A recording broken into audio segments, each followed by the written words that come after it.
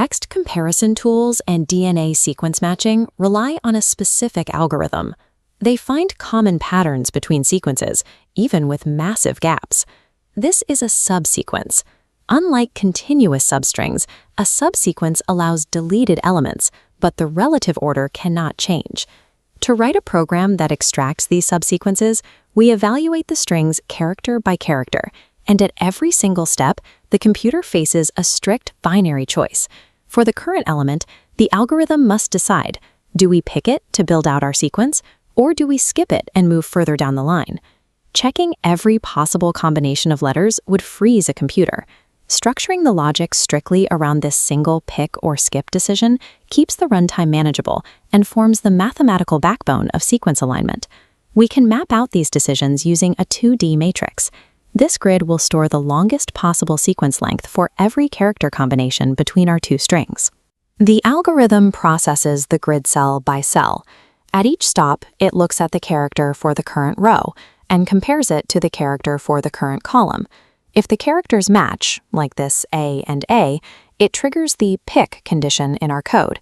Because we found a valid character for our subsequence, we add 1 to the best score we had before processing these two specific letters.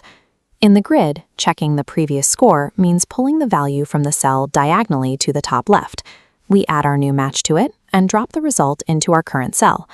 Moving diagonally on the grid is the exact mathematical equivalent of successfully consuming a matching character from both strings simultaneously. But when the column and row characters do not match, the sequence cannot grow. The algorithm drops into the skip logic. To keep the highest score intact, we carry forward the best result we've seen so far. We check the outcome of skipping a character from either the top string or the side string. Skipping from string 1 means pulling the value from the cell directly above. Skipping from string 2 means pulling from the cell directly to the left. We simply evaluate both and take whichever number is larger. Let's test this. The grid continues populating until we reach the intersection for E and C. Look at the two adjacent cells. Based on the mismatch rule, what number goes here? By pulling down the maximum adjacent value, the algorithm never loses track of the longest sequence progress it has made, even when it hits dead characters. The rest of the grid fills out using these exact steps. When the loops finish, the length of the longest common subsequence rests precisely in the bottom right corner. Knowing the total length is useful, but frequently programmers need to extract the actual characters that form that sequence. To do that, we trace our path backwards from the final answer, looking for jumps where the algorithm moved diagonally, where it picked a match.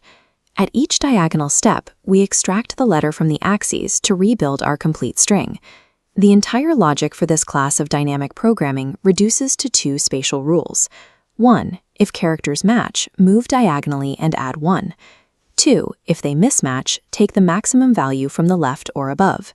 Treating the code as a physical grid replaces pure memorization with visual intuition. This spatial blueprint gives you the framework to solve edit distance, palindrome problems, and complex sequence alignment.